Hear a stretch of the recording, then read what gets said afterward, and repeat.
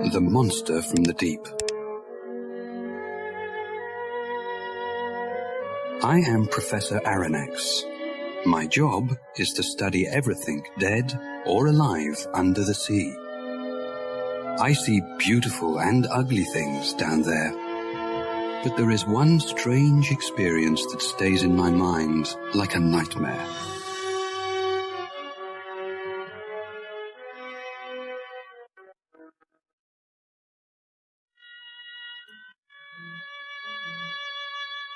It was 1867. Some sailors said that they saw a dangerous giant monster living in the cold waters of the ocean. Some ships tried to find it and kill it, but they never returned.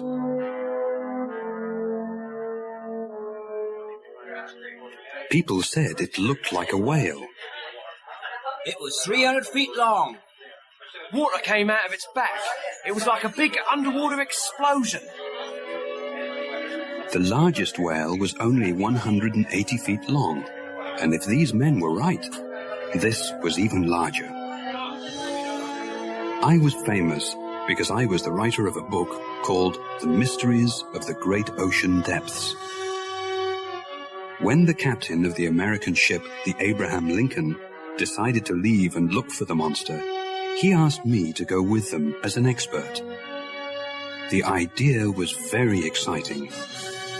I invited my faithful assistant and good friend, Conseil, to go with me. He always helps me to organize the names and places of the wonderful, strange sea creatures that we find in the oceans of the world. He accepted the invitation and we got ready to go. 2 people were there to say goodbye. Ned Land, the famous whale killer, was also on the ship. Farragut, the captain of the ship, was a strong and brave man. When we first met, he shook my hand and smiled at me. Don't worry, the ocean isn't big enough for both the sea monster and me. I'll kill it or it'll kill me. All I know is that one of us will die. I didn't like this idea, but I didn't say anything at the time.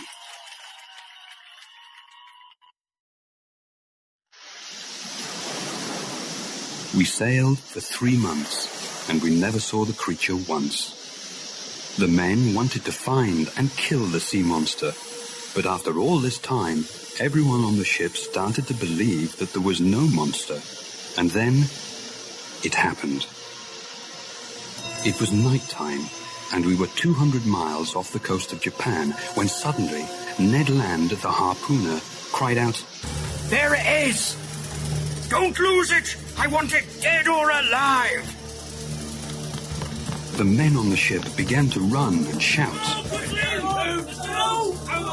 Get the rope! Prepare the cannons! The creature looked as if it was asleep. We could see it because there was a